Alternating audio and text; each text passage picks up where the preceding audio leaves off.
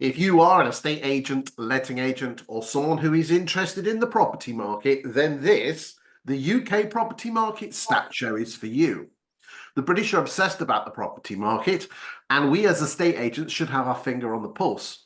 The vast majority of indexes talking about house prices and the property market are looking at the land registry, are looking at sales from 5, 6, 7, 8 months ago. The Halifax and Nationwide from sales 2 or 3 months ago. We're looking at last week. We're going to look at house prices. We are going to look at the rental market. We're going to look at the resi sales market. We'll just find out generally what's happening in the property market.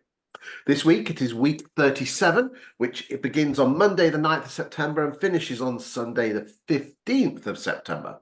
Each week I'm joined by a special guest, and returning for, I think, the 4th time, it might be the 5th time, I'm not 100% sure, is the wonderful Verona Frankish, who's the boss lady of Yopa. Thanks for joining me today, Verona. Always a pleasure, Chris. Never a chore. Never. Yopa is an estate agent, national chain estate agency. And what number are you in the country at the moment, Verona? We sort of fluctuate between 6 and 7. There you go. So she knows her onions. Ladies and gentlemen, the show is split roughly into two. The first half looks at the UK property market, and the second half looks at a town or a city.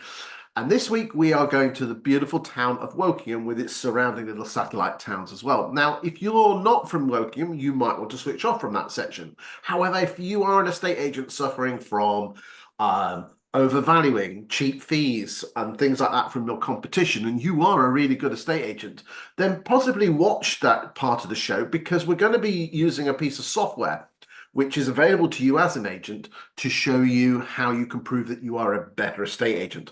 I must stress to you, we're not being paid to mention that software, but both Verona and myself, we really are fanboys and fangirls of it, aren't we?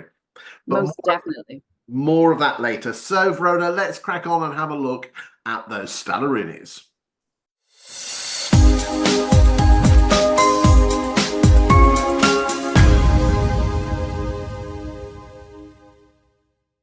So you should be able to see the graph. Is that, or have you got that, Verona? Yep. Yes, okay. I can. Right. And so for those people who have not watched the show before, I spend a minute or so mentioning the figures, and then we'll move over to Verona and she'll give her thoughts. This week we have put onto the market 38,039 properties, and this on the graphs here is what week 37 was relevant to those weeks, whatever week 37 was in those years. I couldn't get my teeth out. The average price of a property coming onto the market is £479,000. We will be talking about that in a 5 or 6 minutes about how that relates to what stuff's selling for, but we'll get to that in a second.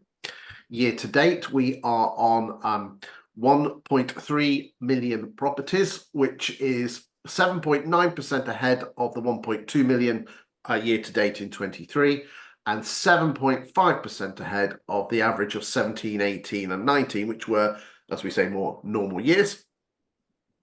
I was a big fan of this graph. The white line is the number of listings compared to, again, the normal years of 17, 18, 19 and 23. And you can see here that we've got the traditional, that is the bank holiday dip. And then the years are always the same. There's 3 dips in late spring, which is Easter and the 2 bank holidays. It does make a huge difference as bank holidays. Okay, Verona, what's your thoughts with regard to the listings? So I think let's just talk a little bit about sort of timestamp. We're now kind of halfway through September, and we saw our usual August seasonal dip, but I would say September has started really, really well. If you look at the listings volume, that line for 2024 is better than any previous year for the bounce back in September.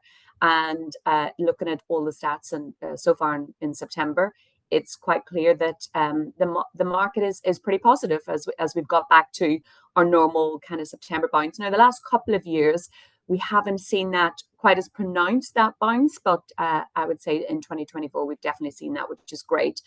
Obviously buoyed by the decrease in mortgage interest rates across the summer, a bit more of a settled position around election and government, albeit that there's some not so positive news coming from Labour camp right now. But I think, given those factors, we've seen that buyer sentiment has been really positive, and from our perspective, we've seen a significant increase in buyer registration, buyers coming back into market, and that, of course, is encouraging vendors to list to maximize the period of time now before we start to see the real seasonal dip as we enter the final quarter of the year.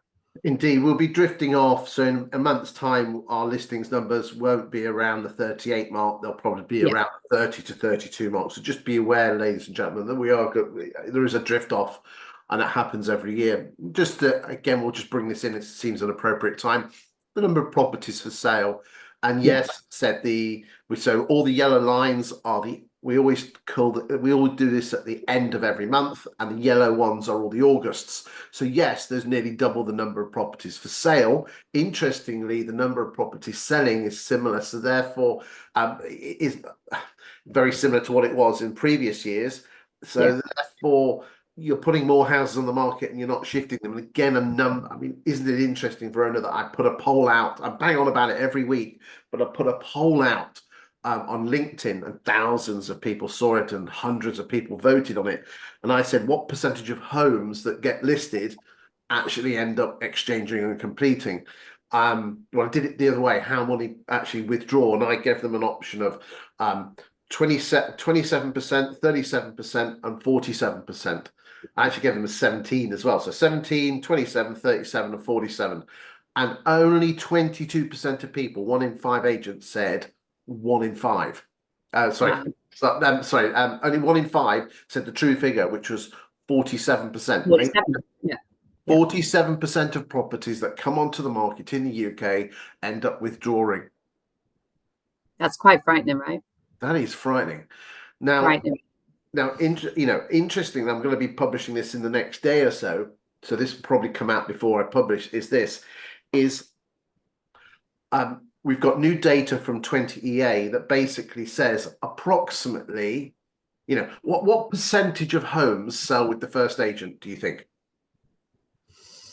I think that it's probably a lot more than is muted. I think there's a perception that the second agent is more successful, but I think I've seen the numbers that it's somewhere in the region of 18% sells with a second agent. Is that about right? Yeah, I've seen that data from 20EA, but I think the sentiment or the perception around that is that it would be significantly more than that, but it's not the case. Ladies and gentlemen, that number for the last couple of years has been hovering around. So around 86% of properties are selling with the first agent, and the rest are selling with the second agent. This number from Rightmove that was banded around 6 in 10 house sales. Yeah, that's old data. That's when your grand was a lass, not the data now. And that data's been pretty stable the last few years, hovering around that sort of number. So I'll be publishing that. So it's actually, Chris, just back to your original number about only 54% actually go through to exchange complete. There is we still have a challenge on overvaluing. And, even though 86% of that 54% will sell with the first agent, if we're more realistic and more honest with the vendor up front, that 54% could be significantly higher. It's absolutely scary that you've got a 1 in 2 chance roughly of selling. And again, a stat that I pushed out a couple of weeks ago was that if a property takes more than 100 days to actually get the sale agreed, its chances of actually exchanging and completing are around. It's coming in about 56%. Yeah. Whilst if you get the property sold within 25 days, your chance of getting it through at 94%. Yeah. So price them right, and scary as hell that we are still overvaluing when we have stock levels at this, let's just bring it back. Stock levels at this level. Now again, they're nowhere near what they were in the post global financial crash, where that figure was 1.2, 1.4 million, depending on which part of it. That was scary numbers, right? That was just completely out of control. And the good thing about these numbers is, we are still sales and SSTC numbers are still very strong. So that gives us that level of confidence. But whenever this number grows too high and the SSTC rate starts to drop, that's when we have a challenge. Indeed. Right, let's move on to price restrictions. And the average asking price of a property being reduced is 431,000 this week. And the number of properties being reduced is 26,000, which, if we're actually looking at the number of properties actually being reduced on a monthly basis, one property in 6.5 are being reduced at the moment. So again, when you consider the number of properties that are on the market and the number that are not selling, that doesn't Yeah. sound a lot to me. And I know I keep saying that every week, but it just I doesn't. know. I think, this is not a narrative that's new, right? This is something we talk about pretty much every time we have this conversation. That it demonstrates two things: that we are typically there is still too much overvaluing, and I do accept that some of that is vendor management in terms of having that honest conversation. But also when we're not getting a reaction, how quickly are we then adjusting the prices? And that time frame of adjusting prices, reducing prices, let's be frank, it's not adjustments up, it's adjustments down. If we're not getting to those quickly enough, that is also diminishing our ability to get the to SSTC and exchange. So yeah, I mean, it's still a significant volume, but it's that balance of, do we do more price changes, or do we get it right first time and have to do less price changes? Because we know also the stats from Rightmove have shown is that if you don't have to do price reduction and you get it right first time, you get that activity in the early weeks, then to your point, there's a much greater chance of it exchanging completion. It's almost like we get addicted to the dopamine rush of the listing, when in reality our job is to get the home sold. What is particularly interesting, and I won't mention names, but I will mention the name of your firm, so I know that's a paradox, but those agents that have one person from start to finish, so obviously you guys at Yopa have that, and then there's people like YouMove, and then there is the EXP and the colours of this world, and even an agency with a royal colour and then the word bricks afterwards. They do actually have higher exchange to listing ratios than the firms that split up the listing and the neg roll. Yeah, absolutely. And there is a clearly defined, you can see it in the stats when you look at it, that those agents who take personal responsibility from start to end, your property has a higher chance of actually exchanging and completion. And again, and if you're not using that data in the lounge and you operate in a model like that, then you're missing a massive trick. I share that data from 20 EA with my team on a regular basis because that is so powerful. We have significant SSTC and significant exchange rates greater than a significant number of agents. Ladies and gentlemen, we are not talking this sort of stuff. We are talking massive difference. Like game-changing stuff. Absolutely. Right, let's move on and look at gross sales. So the white line is the gross sales for 24, and then you've got the other years in the other colours. Again, anyone that's listening to this or watching this on YouTube or listening to it on podcast, all these graphs are available to be downloaded free of charge. And I'm happy for you to use them in the house with vendors, and I'm happy for you to use them internally. What I do say is this: please do not post them on social media. And the reason being is my daytime job is I don't interview people on the sofa. That's just a hobby. My daytime job is I'm a property economist creating content for local property markets. And as a bonus, I give these away to my paying clients. So I ask, if you don't mind, please don't use them on social media. They're just for my clients, but you can use them in the free of charge in the house to make yourself look awesome. That's my gift to you. Right, so sales agreed. When let's pull up the gross sales this week, we're on 25,800, which, when you compare that with other years, I mean, let's just look at the other years, 23, 22, 23, and last year 20. These are And that's what gives, when you reflect back at stock levels at now over 700,000, if we didn't have this level of sale agreeds, that would be more of a concern. But you can see the post August bank holiday bounce back up is also greater than previous years. So you can tell that, you know, there's positive sentiment with buyers. Funding is now more readily available than it was, say, you know, 12 months ago or even earlier this year. So there's momentum building in terms of SSTCs as well as listings, which is great. So we are 13.2% ahead of 2023 figures and 7.1% ahead of the combined average of 17, 18 and 19. Yeah, The average asking price of a property going to sole subject to contract is 356. Let's just remind ourselves, ladies and gentlemen, the average asking price of a coming on the market is 479. Let's just show that in a graph, because this will, there we go.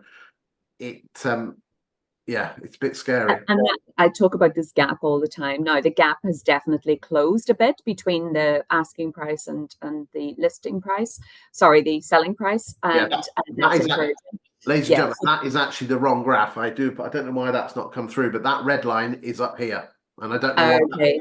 Okay, so apologies on, I don't know why that's crept through. But that is, yeah, that should be up here. Okay, so sorry. That gap is the concern, and also demonstrates that our listing price, we're still not getting it right. We've still got too much. Okay, I mean, what I would say is this, is that if you look identical back in September, last September in 23, we had that lift up there. And that has done the same. And basically, ladies and gentlemen, that is solely down to central London. Okay. Yeah. What happened, you know, what you tend to find is that central London does go on holiday in August, and it's basically barren in August, whilst everyone carries on in the world outside London. And then when everyone then they all come back from Tuscany or wherever they are, they'll put their house on the market, and it really does affect the average, something rotten. So my apologies there, ladies and gentlemen. We'll get that graph sorted out for next time. Let's move on. So we were talking about this is the number of residential sales as a percentage of listings on a month by month basis. We do this on a week by week basis. So the blue lines here are the total number of listings since January 2019. And then the red line highlighted by yellow is what number of sales did you do in that month compared to the number of listings. So here in 19, we're looking at this. We were working on selling, not exchanging, around 80%. She went up to over 100% here, and then she's been drifting down, and now we're hovering around that 75 mark. Remembering though, we might be shifting 75, but we only exchange on nearer, well, 53 as we know. So again, and again, just another graph, which again, a lot of people this is the sell-through rate, not the fall-through rate, the sell-through rate. Say that with your teeth in. And this is what percentage of your available stock went to sale agreed that month. And again, you know, on average, we're looking around that 15% mark. So again, look at your stock, ladies and gentlemen. Look at your sole subject to contracts per month, and then do that. And you can see here, I mean, again, isn't it strange that we thought back in the good old days of 21 that we were selling everything? We were selling 1 in 3 of our stock levels. We're around 15. Yeah. And I think, you know, Chris, just going back to kind of this tool and this data, you know, even if you're not using the tool for yourself on a localized basis, even understanding how you're performing against the norms across the market, and then picking in and probing the areas that you're out of kilter with the market, will help you to refine what you're doing at a local level to make sure that you're not missing a trick, essentially. Indeed. Right, let's get back. Here we go. Next graph, fall through rates. So our fall through rates, we hit just under 7,000 this week, which again, quite concerning when the fall through rates again are touching around that. There we go, 25%. Which again could be considered a little bit concerning, and we need to be aware of it. However, just to put everyone's mind at rest, I think this is a new graph that's been around as a percentage of pipe.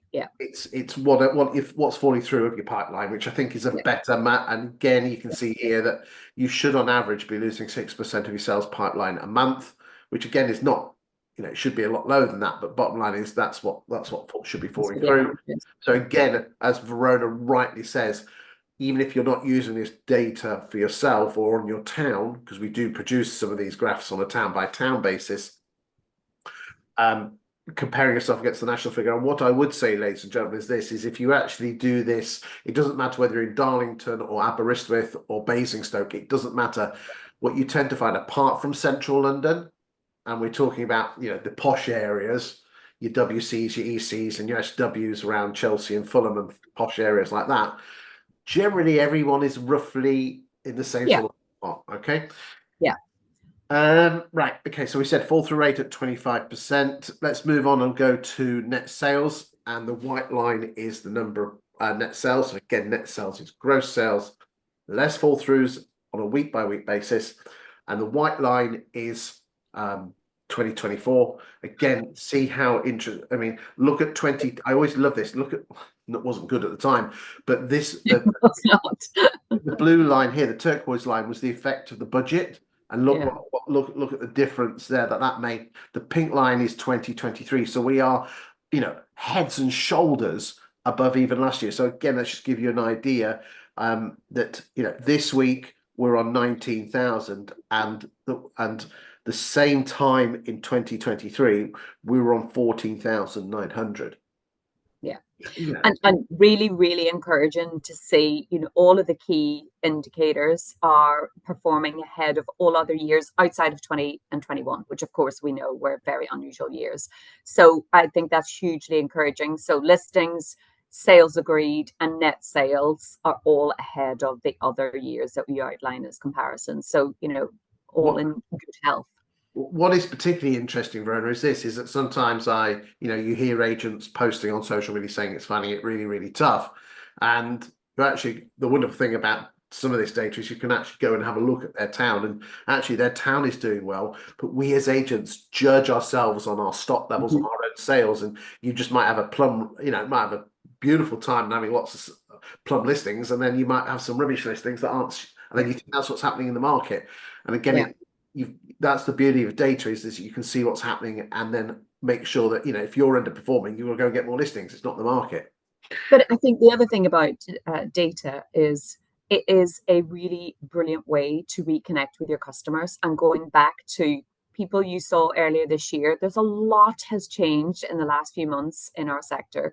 There's lots of really great information that we can provide, and to be information providers and givers to our customers, to stand out from the rest, because if you're just calling back up to say, oh, I came out to see you in June, just want to check up how you're getting on and if you're ready to come on, that's not really going to be helpful. You have to stand out by saying, this is what's happening in our area. This is what's happening across the UK. Now is a good time for these 3 or 4 reasons, and be the person that stands out from the crowd in your town, and that will most definitely help you build your instructions, your listings. Isn't it interesting, ladies and gentlemen, that the Property Academy, that does the Best Estate Agent Guide, surveys 10,000 vendors every year, and without fail, and the number is almost always the same within a couple of percentage points, 36 or just over 1 in 3 homeowners chose their estate agent based on their local property market knowledge. You are the gatekeepers of the second most interesting topic in the world to the Brits, the first being the weather, the second the value of their own home. So why aren't you talking about that on your social media? It scares me. Just putting listings after listings after listings is not demonstrating your property market knowledge. It's just demonstrating the houses you've got to sell. Yeah. Okay, so again, we've done net sales, we've done the numbers there, and again, really good compared to other years. And again, it's never going to be the same as 2020 because they were crazy years, a crazy year. We've done gross sales as a percentage of listings, and as I said, price changes as a percentage of listings. We'll just remind ourselves on stock levels. We've done that before. This is sales pipelines. The white line is the end of August of every year. So again, 503,000 properties. There is a little bit of constipation in the sales pipeline, but what I would say is this. And some will say, well, sales are taking too long. Actually, ladies and gentlemen, the time it takes to get a sale through from sale agreed to exchange and completion has gone down nationally, depending on where you are in the country, by 6 to 8 days. So, and again, pre-COVID, properties were still taking between 17 and 19 weeks to get through. This is not something that's COVID. That's always been there. there's just more properties in sales pipelines. It's just that they're quite full and burgeoning, and we could just do a little bit of castor oil in there, couldn't we? We absolutely could. And I know there's a lot of really good work. In fact, I'm involved in a group this afternoon where we're looking at the estate agency part of that transaction. There's lots of good work being done across the industry in order to improve that. But that is not an overnight fix for sure. However, I mean, what I would say, which I'm a massive fan of, ladies and gentlemen, is reservation agreements which cut down sale fall through rates to single digits. And I will be talking about this at the ICG at Twickenham in October. Please go to the website icgapproved.co.uk, or it might be .com, I can never remember. If you go to the events, and we've got a couple of speakers on the power of reservation. It's not about reservation agreements, but one of them is about, one of the sections is.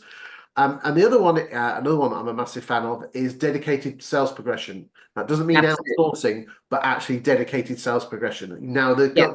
there is a. I've had chatted with some big bosses in the industry, and they disagree with me that there has to be very close accountability between the sales team and the sales chasing, because otherwise they end up blaming each other.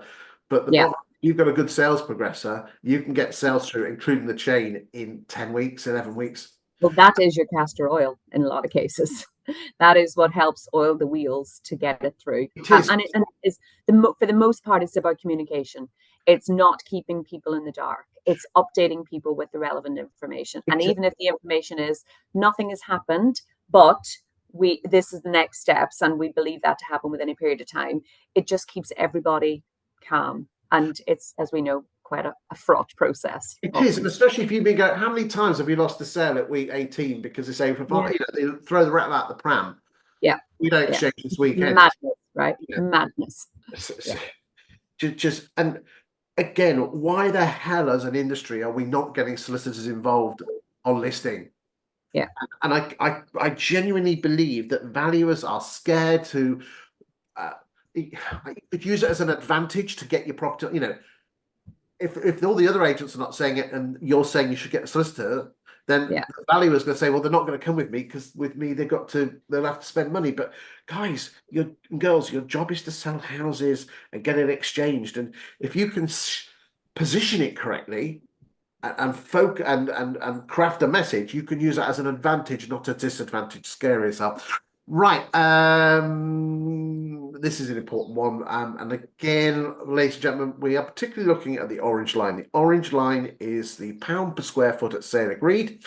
And that matches the land registry data almost identically. 92% Pearson coalition, I can't get my words out today. Pearson collaboration or something. I don't know. Coefficient. Coalition. Something like that. I know it, but I just can't get my words out. Just can't get the word. Right.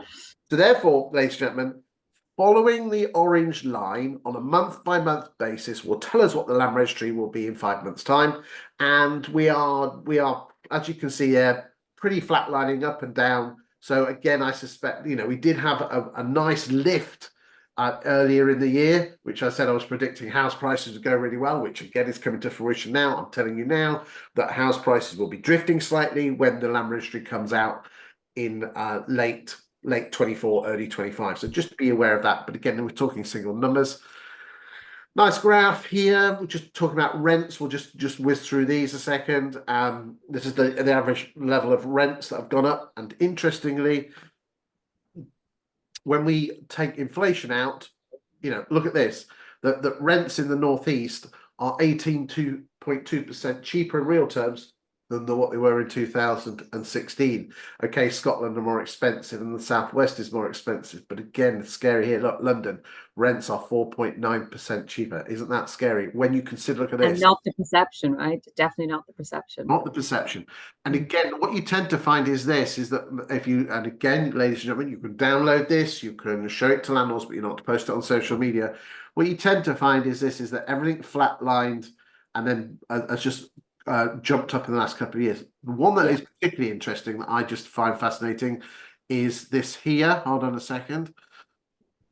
Is in London. Look, everyone left. It dropped. You can see here. So the amount of people that rented here and then have seen like huge, massive rises, it will do. Yeah. But if you look from here, that's different. So again, I just again find it I mean, fascinating. it's fascinating. And this data, just because we lived through this period of time, didn't we? And whenever I remember traveling into London during COVID myself, and there was a lot of questions. Will London ever, be back to normal? Will it ever be the same again? And look at it. I mean, it's back and then some. And you only have to be in London. I'm in London at the minute, and it is back with the bang. And that there's a message in that this too shall pass. Let's not panic. Yeah, I mean, these youngsters, back in the 70s, even when I was a child, and you were just a Likewise. twinkle in your dad's eye, you were a twinkle in your dad's eye. That's a compliment. And there were weeks where we only, as a country, worked 3 days. It's called the 3 day Yeah. week. Oil prices quadrupled in a year. There was, we had some days where there was no electricity. So these things will pass, and whenever there's always going to be problems. It's the way you deal with them, ladies and gentlemen, that is important. Absolutely. Interestingly, before we go to Wokingham, what basically the main driver of rents is salaries. And if you actually look at the salary data, it does match very closely to what's happening to rents. And and rents as a percentage of take-home pay has hardly changed in the last 10 years. Hardly. Now there's a bit of a lag effect, but fundamentally that's it. So and again, we saw what the inflation net adjusted figures were from rent, and surprised a lot of people. I mean, the surprise, isn't it scary that it is 24% cheaper today to buy a house in London as a first-time buyer compared to 1989, which again blows most people's mind. And the metric I'm using there is the nationwide's what percentage of your take-home pay does go on your mortgage, and it was 24%. Now again, interest rates were a hell of a lot higher then, but again, when you and I can remember the times when interest rates in 92 were 15%. Chris, I bought my first house when I was 19, so that was 1989. So I'm giving something away there, and my interest rate was 11.5%. And I bet you thought you had a good deal then, didn't you? Well, I didn't, but I really wanted the house. But I did pay 20 something thousand pounds for the property in Northern Ireland. So, it's all a trade-off. But I think, look, you have to make a decision. Is there ever a good or a bad time? If it's the right time for you, regardless of what's going on in the sector, you just have to make it, because on the longer term, things will even themselves out. I mean, this is a particularly interesting one. I'll just pull this up. This is a graphic which I did for my clients, and you can see, and we'll just pull that back a bit. Hold on, there we go. This is what's happened to house prices in the last 50 years since 1974. Some incredible numbers there. But what is interesting is that salaries are not nowhere near those numbers, but they are, they're in the over, I think they're about 1,400, 1,500, and the interest rates are a lot lower as well. So one that particularly interested me is the actual headline price of an average TV has hardly gone up in 50 years. Oh, really? That's interesting. So I mean, the quality has improved significantly. There you go. Sure. So therefore, free TVs for everyone, but everything else you're buggered. And I'll tell you what had gone up really badly. And you know me, I do like my beer. Is the price of beer's gone up really high. So we need a time. What is the pint of beer these days? I don't drink beer at all, so I could not tell you. £4 or something? If it's £4, you're doing again. If you went to Wetherspoons, you could get it for a bit less, but £4 to £5. And if you're in London, you're paying 6.5. So really, wow. I mean, I say the same for a glass of wine, which is more my typical. But that's another story for another day. Right. Okay. So, any thoughts before? Any final thoughts on this, or you can save them to the end before we go to Wokingham? I suppose just from a general perspective, Chris, as we've talked the whole way through, we've seen a really good bounce after the seasonality of August. September is performing really well on all the key indicators. We will expect, as September starts to close out, that we'll start to see and get into a bit of a seasonal dip again. But I guess inflation today, we saw a slight increase in inflation. Depends what happens in the Bank of England base rate and whether we see another drop. I'm not sure we'll see one this month, but we're expecting one hopefully before Christmas, and that will hopefully give us a final boost to close out the year. But all in all, I think we're in a pretty really good place. Good stuff. Right, ladies and gentlemen, let us now go to Wokingham.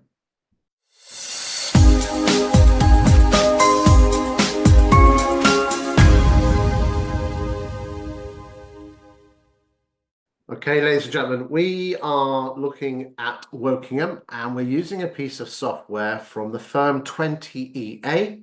The platform itself, because they have a number of platforms at 20EA, is called Insight. Insight is Rightmove Plus on steroids with lasers and glitter balls. It is truly amazing.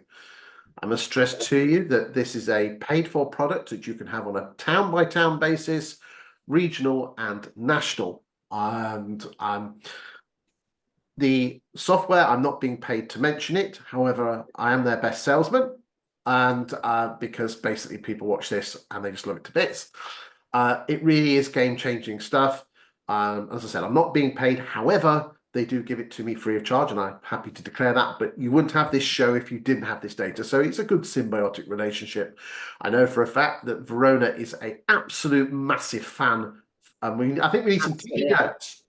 20EA fanboy, fangirl, I swear, and number one fan, I think we're going to get some. We've got the t-shirts. I think I'm going to have to get some t-shirts organised.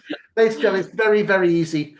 Very, very easy to hear the word game-changing. But this is, if you are suffering from overvaluing or cheap fees or long sole agencies, and it's really affecting you, then as long as your figures are bang on, then quite frankly, this proves it to vendors. Okay, so without further ado, let's go and have a look, and let's go to Wokingham. So just for a benefit of everyone watching this, if you're from Wokingham, the postcodes we're looking at is RG40 1 through to 5 and RG41 2, 3, and 4.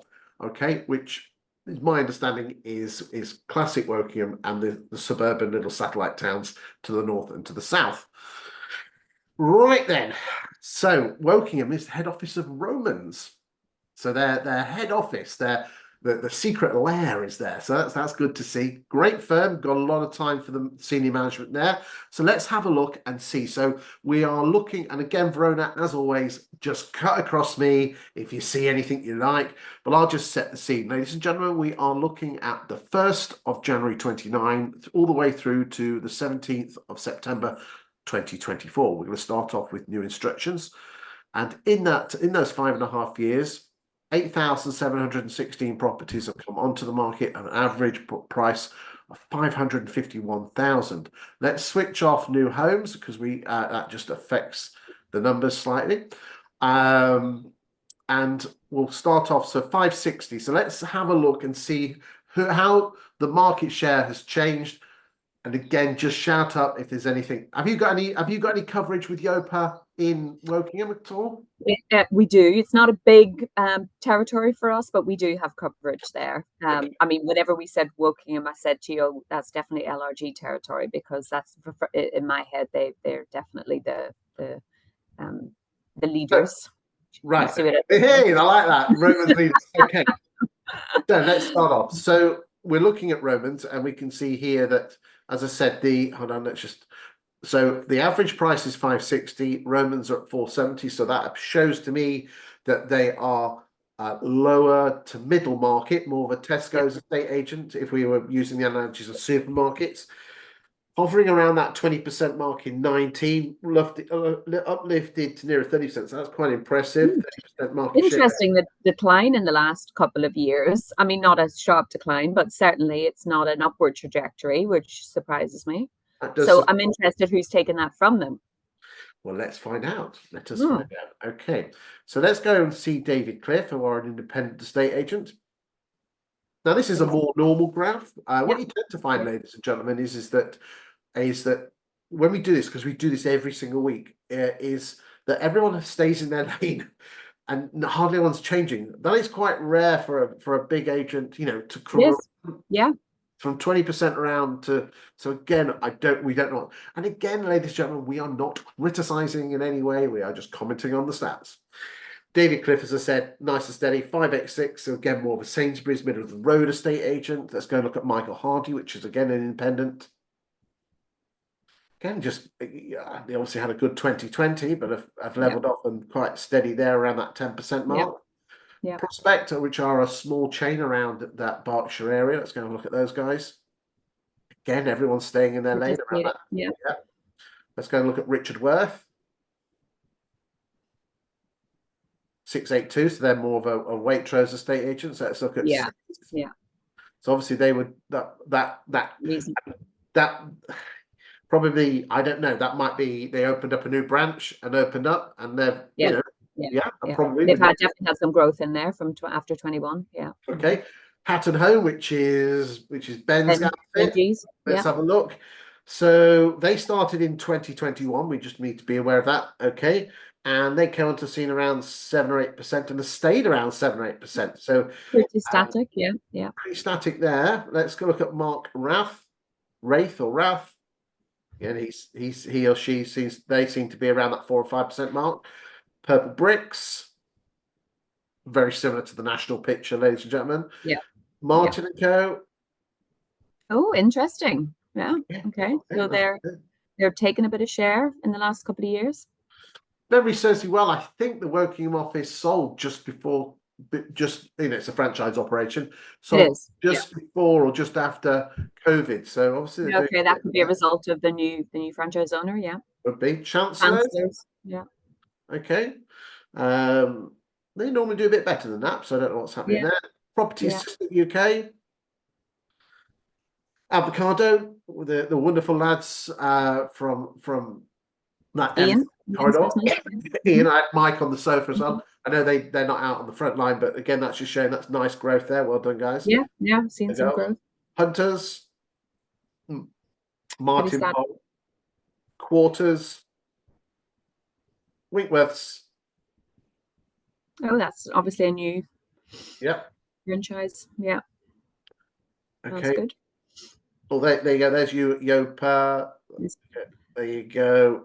So it's pretty static. Not a massive business for us down there. Barrett's Homes. Just have a look at the Barrett Homes one, Chris. I'm interested to see what impact they've had. Okay, so I mean, obviously that'll spike based on release of particular. Let's have a look. Let's see who the upper quartile agents are. So, there we go. I'll just put that back. There we go. And we'll go. So I'm looking for. Here we go. Let's go. With them as. So I'm going to go 750,000. I'm going to go 750,000 above. Looks like David Cliff. Let's just take off that 750 mark just to see who the dominant agents in the real posh. That's interesting. David Cliff's still number one. Let's keep going. Again, now we're over 2 million. The numbers are really tight, so the spike, it's all over the place. Yeah, and then Knight Frank and Savile start to come up in those. They do, but it shows that Wokingham isn't in, But again, if you were in that sort of range, you'd be up at Sunningdale, wouldn't you? You would probably be. Absolutely. Yeah. Okay, so that's interesting. There you go. What's interesting, it looks like, and I mean, I don't have the granular detail to look at, but it looks like perhaps that top end of the market is where Romans are missing out to those 2, 3, and 4s. Yeah, but what is particularly interesting is that there's definitely one. There's only one location in the UK where the dominant volume agent is also the dominant agent in the upper quartile, and that's Exeter. I remember you saying this previously. I couldn't remember what the location was. And what's the name of the agent? Wilkinson Grant. Right. Yeah. Interesting. Good operation. Must be. Yeah, they must be. If they can be dominant in both those spaces, then absolutely must be a great operator. Very impressive leadership there. Very impressive. Okay, so we'll just have a quick look at stock levels. I think this is just nice to see, and you can see here that at the moment there's 529 properties for sale, and if you go back, that's very similar to what it was in 19. And it was as low as 40. You can see this on that little box there. We always do the end of the month. We don't do current month. We wait to the end of the month. It got down as low as 395. So again, that is interesting. Mostly in the UK, the stock levels have doubled. That is not doubling. That's gone up by about 30%, which is interesting. So have we got a case where not, have we got a case where, in terms of stock levels, we have not enough coming on the market, or are they selling? I don't know. The local guys and girls on the front line can probably answer that question. Yeah. But again, just shows you stock level. Just have a quick look at the stock levels. It just shows you it's going to be very, very similar to the free val levels. But again, there you go. Yeah. Okay, we'll just do the top 10. Right. Okay. Let's move on. I think generally speaking in that area, it's pretty consistent, isn't it? There's not a huge amount of change. And given the sort of level of volume and that's an important part of the country, really. I think it's really interesting that it is pretty consistent. There's not much significant change in it or shifting. Yeah. I think the only one that's sticking out is why is Roman's market share drifting, and it looks like no one person's taking it. No. There needs to be a few challengers out there that have come and taken a little bit of that. Hatton Home and Avocado seem to be the ones that started up. I'm surprised about Hatton Home that they've not taken more. But again, you can't have all your branches firing on all cylinders. But it's not bad. But again, interesting, great. By the way, fantastic branding with the Hatton Home. Do like that? Right. Yes, it is. Okay, so really, really important here, ladies and gentlemen. Most people will look at the new instructions and new instruction market share, sold subject to contract, and sold subject to contract percentage. But this is where the magic happens here. These 4 columns here later, this is where the true gold is, right? Okay, let me explain. A property will only leave an estate agent's book if she exchanges or withdraws. So therefore, we know that Romans in these postcodes have 131 plus 95, which is 226. So 226 properties have left Romans books in the last 12 months, of which 131 of them have exchanged and 95 of them, this number here, have withdrawn, which means if you put a house on the market with Romans, you have a 57.9% chance of actually getting the property exchanged to listing. Probably the most important stat there is. We look at David Cliff at 60.2, Michael Hardy 63, Prospect 64, Sears Properties. Look at Avocado. Avocado's SSTC rate is 92.86% and their exchange rate is 86.5. That's phenomenal. I think I have not seen. I think I've seen that once over 85. Those very impressive. Very, very impressive numbers. And it just goes to show, like we said earlier in the show, is that there is a direct link between being personal agent. It does work.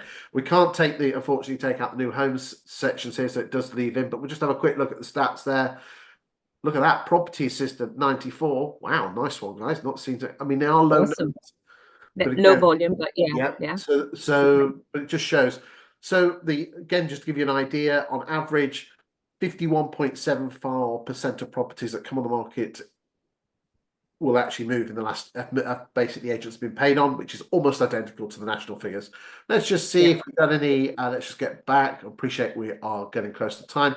Fall through rates at 20%, which is lower than the national average, and there's some nice figures there. Romans got slightly high at 27, but on the whole scheme of things, that's not bad.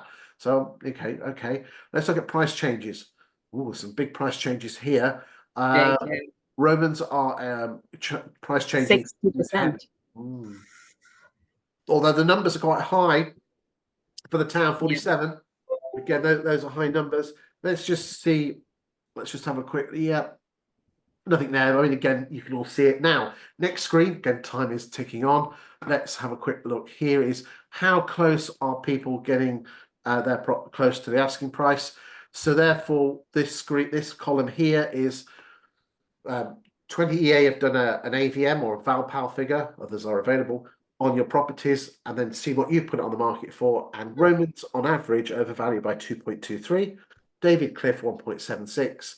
And so on and so forth as we go down. Look at Avocado. They're overvalued by 0.99. So again, they're nice and tight. What they then do is the next column here, which is this one here, price achieved. What price did you achieve from your original asking price? And therefore, Romans achieved 1.5% off. David Cliff 3.29 and Michael Hardy 3.73, and so on and so forth. Now, the problem with percentages is that most people aren't comfortable with them. So therefore, the 20-year screen says this: if everyone put on a £650,000 house, what would each agent achieve? And this is where Romans come in for accolades here, because on average, they would get 654 compared to David Cliff's at 639, and so on and so forth, all the way down. So that just shows you that in terms of the top 10 estate agents in in Wokingham and the surrounding areas, the two agents that seem to be performing the best in terms of price achieved would be Romans and Prospects. Yeah, really interesting. I mean, this data absolutely is gold dust for me. I think this is incredible, and really depending on what your vendor wants to achieve, whether it's a quick move, maximizing their price, fees, etc. It gives you a different perspective to talk to your customer in the lounge. Yeah, this is great data.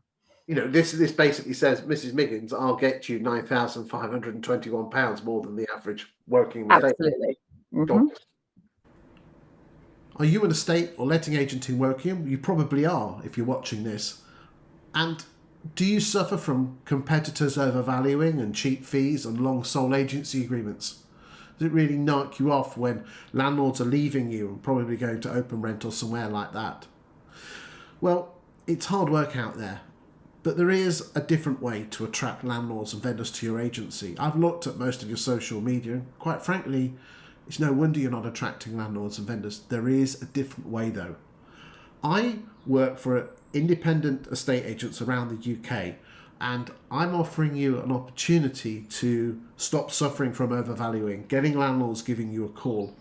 My methods are traditional and modern. And if you are sick and tired of losing listings and getting cheap fees, then I can help one of you in Wokingham. I've been doing this for over a decade, and I have in excess of 120 agents around the country, letting and estate agents. And if you want to find out how I can help you not only retain, but attract new people to your agency, new vendors, new landlords, then maybe we should have a chat. My telephone number is 07950 147 572, or you can send me a message through LinkedIn. I can only work for one agent in Wokingham. Is that you, or should I work for one of your competitors? If you want more listings, stop losing listings, higher fees, then maybe why don't we have a 5-minute chat?